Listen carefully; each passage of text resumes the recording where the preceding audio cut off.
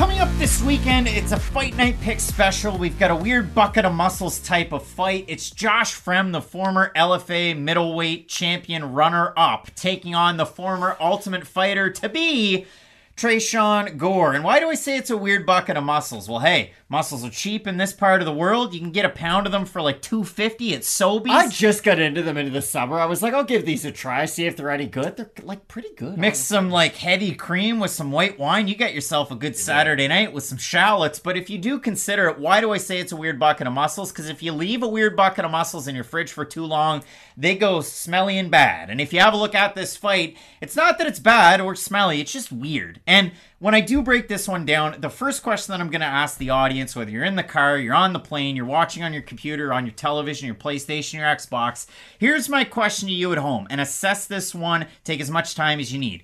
Who had more pre-fight hype coming into the UFC?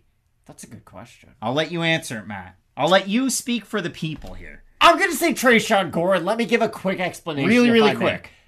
He was kind of the uncrowned king of The Ultimate Fighter, a lot of average fans felt. Of course, he missed out on the finale due to a knee injury, and then just sort of got introduced as, hey, we're going to like redo the finale, if you will, and we'll see how it goes. And he has not looked very good ever since. So for Tresean Gore, he was 3-0 outside of the UFC. He ends up on The Ultimate Fighter, beats Ryder Newman by decision, finishes Gilbert Urbina. He's scheduled to take on Bryan Battle in that finale, and then he's out due to the knee injury, as you had mentioned. So Urbina steps in and then gets finished by Bryan Battle. And for Bryan Battle and his ramen hair, that wasn't good enough. So the UFC said, hey, you got to fight Tresean Gore. And Battle said, yeah, I'll do it. Now, to be fair, losing to Bryan Battle isn't us writing your obituary like the commentary team was doing for Leon Edwards before he beat Kamaru Usman. I think Bryan Battle has proven that he is a good fighter, but the thing is, losing to someone like Bryan Battle when you have that much hype behind you is a concerning first sign. And for Battle, he kind of has a problem in a lot of his fights, like Albert Duraev. The striking defense turns into blown up eyeballs. And for Takashi, for Tresean Gore in that fight, I mean, he had a little bit of success in the second round, but first round, third round, Battle was able to prove it and win out. So for Gore,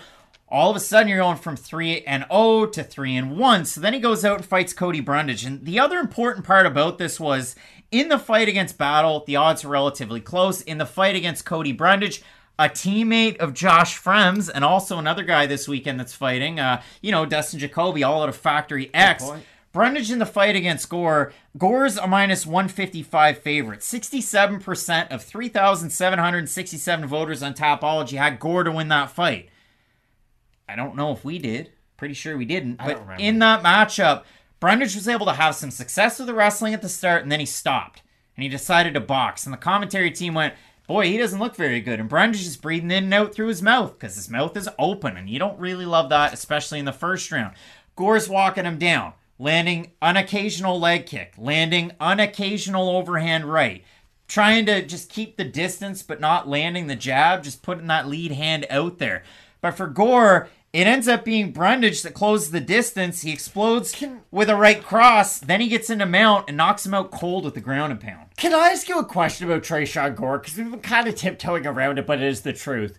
Is the lack of volume, is the uptick in volume, or is the potential of uptick in volume in Tresean Gore, is that the missing link, or is that just one piece of the puzzle? Does he need a lot more than that, or is it as simple as Tresean Gore has good foundational skills, which I do agree with, but it's just that is such a big Achilles heel for him that's holding him back from really realizing his potential. I mentioned this in both of the previous Tresean Gore fights, and every time I think about him, I think back to this. I even talked about it this past weekend. We were watching UFC 280. TJ Dillashaw walked into the stadium. Who was behind him? Juan Archuleta, former bantamweight champ with Bellator, and a man with a black, fatherly goatee, Tiki Gosen. And Tiki was Tresean Gore's coach on The Ultimate Fighter, Team Ortega. And if you watch those fights on The Ultimate Fighter, Tiki yelled at the top of his lungs for Tresean Gore to unload. And when Tiki would yell, Tresean Gore would unload.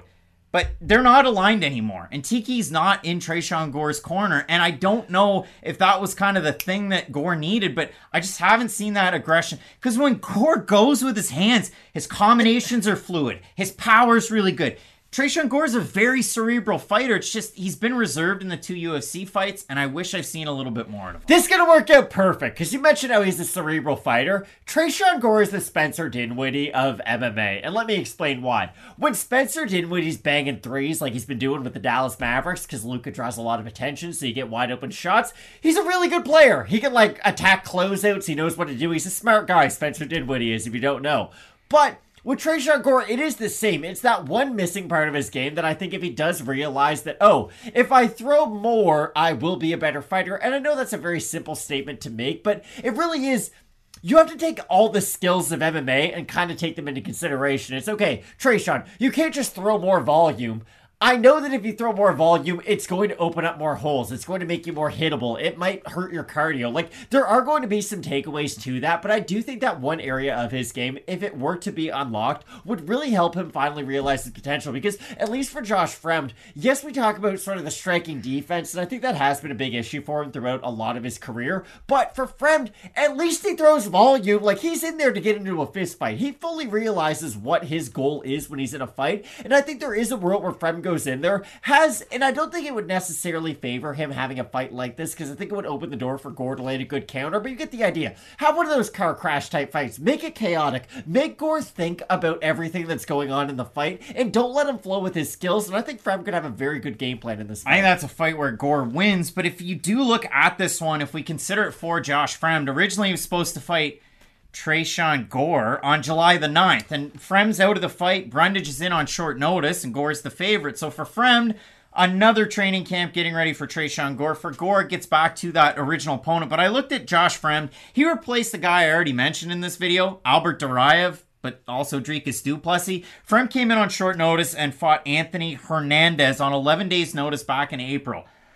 And he got taken down and kind of rinsed and repeated in that fight. Now, Fluffy's going to do that to pretty well every middleweight. And the other thing that Fremd did well, he flowed in a lot of those instances and went for his own submissions. And in the second round, I thought he looked pretty good. 2 30-27s and a 29-28. 10 minutes and 45 seconds control time for Fluffy Hernandez. But for Fremd, I walk it back. We go and look at his winning ways. He lost to Gregory Rodriguez in that LFA title fight. It was a middleweight tournament with 4 guys. So before that fight, he beat Bruno Oliveira that was on Dana White's Contender Series. Finished him. Some of the other wins here, he gets a win over Renato Valente by decision with the LFA, and he beats Joel Bauman over with FAC. That was the opportunity to kind of get into the UFC. It was a looking for a fight card. And for Fremd in that fight, he got blitzed a lot by Bauman. Bauman was only landing power shots. He was landing nice kicks to the body. And as the fight progressed, Fremd was able to kind of work in his fight. But when I look at Fremd and I consider it, I mean, he did wrestle a bit, in high school as he went forward. He's got a decent right hand. He really likes the jab, and he throws some decent leg kicks. But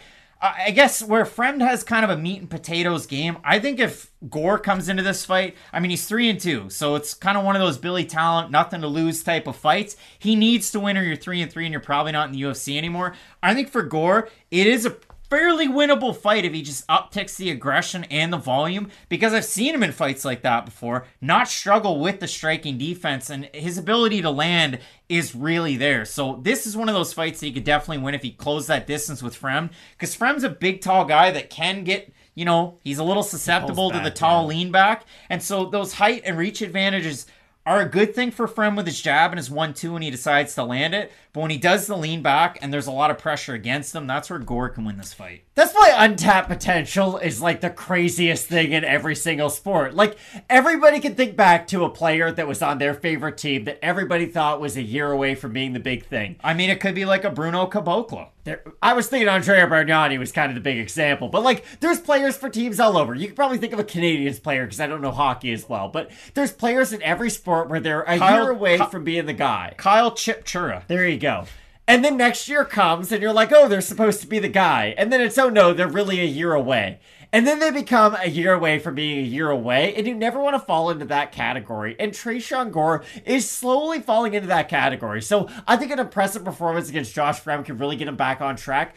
But I do find myself siding with the favorite due to the fact that I've seen him have output in fights, and the fact that I have seen him have success, and the one thing that I know Tresean Gore traditionally struggles with, it makes it really hard for me to pick Gore. Now, I'm kind of willing to get this fight wrong for me to just learn more about Tresean Gore moving forward. So I guess we've said this before for fights. This is I'm willing to be wrong about you right now so that I can be more right about you in the future, and that's why I'm picking Josh Fremd. I mean, to me, you have a look at Josh Fremd in the matchup. You consider the odds here. Fremd open a minus 220 favorite, minus 185 right now. Gore open plus 185. He's plus 150 or thereabouts. The odds are closing in for Gore. We have a look at the Tapology vote. Surprise to us as it is to you.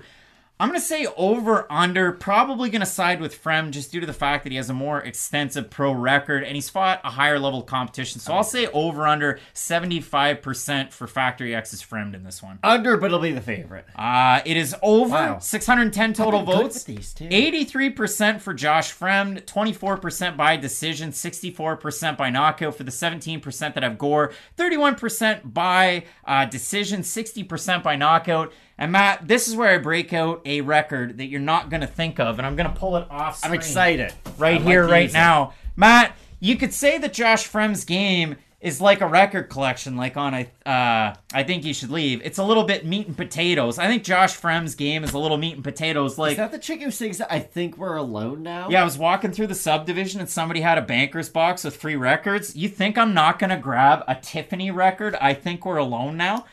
My mother-in-law thought it was the coolest thing that weekend. Listen, there doesn't seem to be anyone around. It's a great tune, and we had a lot of fun that weekend listening to one song and repeat, just picking the needle back up and playing it again. It was funny in Ted, too. We're weird. Regardless, Matt, I have Fremd in this fight for this reason only. I could see Tresean Gore uptick in volume, nothing to lose, gets the win by finish because Fremd is susceptible to the blitzes.